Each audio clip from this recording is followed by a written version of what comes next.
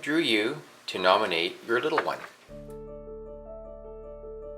I just thought it was such a cool project to give a platform for these kids to show everything they're capable of and show how strong and brave they are. Amelia was born with cystic fibrosis, which is a genetic disorder of the lungs and multiple organ systems. So she has to take a lot of medication. She spends a lot of her time doing daily breathing treatments and exercises to kind of keep her lungs really strong, and just lots of road bumps, lots of stuff that takes up some of her time that she'd rather be playing and doing fun kid stuff. We wanted to nominate Charlie for a couple reasons. One of them is we really wanted to help spread awareness of her disease because it's so extremely rare. So we thought, what a great opportunity to be in the calendar for everyone to not only learn about Charlie, but to learn about the disease that she has, because she is the only person in British Columbia with it and one of 16 in Canada. So it's very, very rare. So we thought that what a great opportunity to get the word out about Batten disease. And we thought, since we may not have Charlie for too much longer, we thought it'd be great to also have the memory for Trevor and I and the photos. She has had a lot taken from her, but no matter what, she just keeps powering through, as you can see, and keeps being happy and excited. It definitely wasn't an easy experience, and it was pretty torturous, but it was our first time ever going through, I don't have any family members going through cancer, but because some kids and other people that get it, their treatments are you're in and out of the hospital, where we were inpatient the whole time. This was a kid that was running around swimming 1 week before. The next thing you know, she's not feeling good, and I thought she had the flu, and then it just was boom boom, and next she's being flown off and in a bed, intubated, and all sorts of stuff. So it was, very shocking. So Noel and Asher were born early, premature, and were diagnosed with CP early on in their lives. And I thought it was a neat thing for them to do together, because since they have literally been battling for their lives from the beginning together, Asher tries to be as independent constantly as possible. Nolan, used to fall 50 to 100 times a day and would just bounce up off the ground and keep going. Not to mention they're hilarious, and so I think they often use their humor and charm to serve them well through life. So she was diagnosed with glioblastoma. So basically there's skin cell growth in the middle ear that's wrapping around her hearing bone. So by the time we discovered it, I think there's quite a lot of hearing bone damages. So she had permanent hearing loss on the left ear. So she was really brave going into the surgery. She had her first surgery in December, and then it was a 4.5-hour surgery. I joined one of the Facebook group with this kids support group with the kids.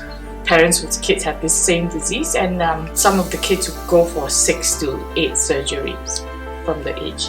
Whenever I'm stressed out, and she could sense that, and the whole family stressed out, and she will come and she will give me a little shoulder rub and rub my back or scratch my back and do things like that. Like, she's incredibly sensitive, very positive, just a very positive person.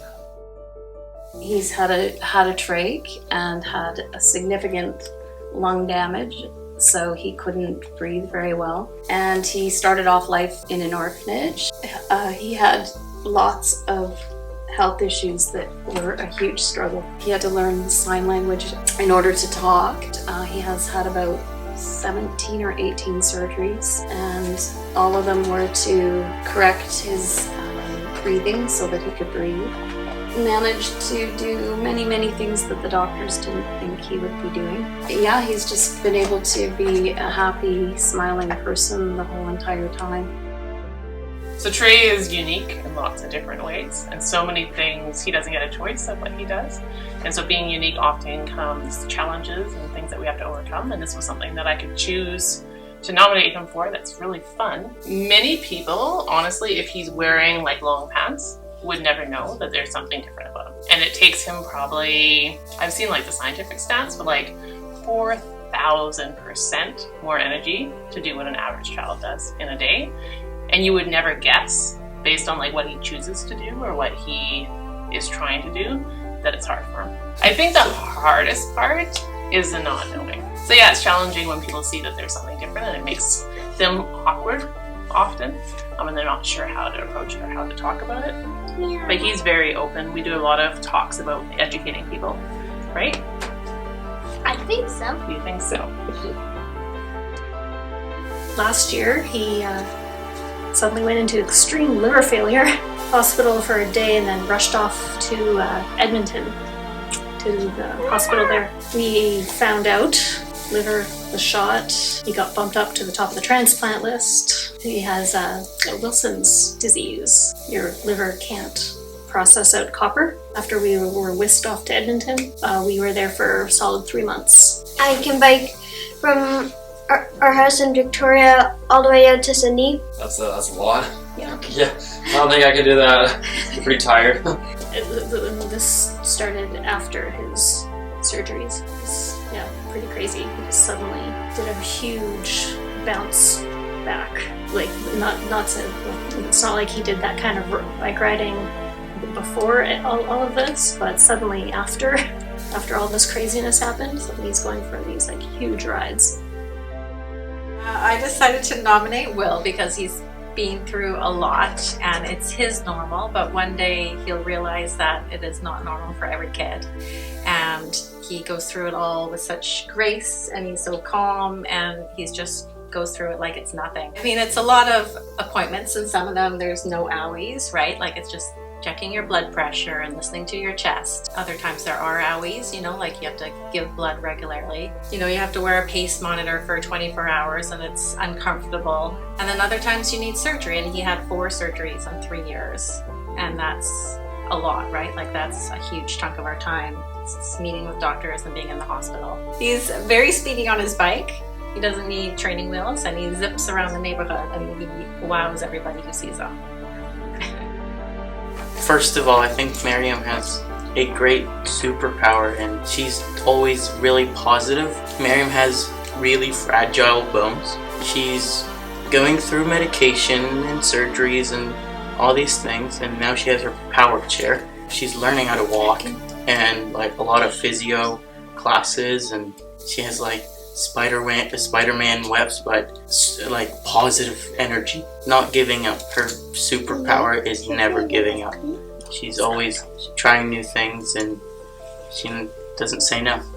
She's basically made our lives better, way better, and we're way more careful about stuff, and we have to think about stuff twice before we do it. We're loving Miriam, and she's the best.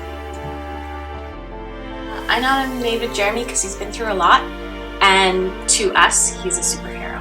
So much strength, and just the way he is, he's just perseveres through everything. So he had a tumor that was inside his kidney, so that kidney was removed, and then he was diagnosed with a Denny-Drash syndrome, which meant his other kidney would fail, which it did pretty much exactly a year later. So he's overcome dialysis. Almost 3 years ago now, he had a kidney transplant from his dad. He has endless energy.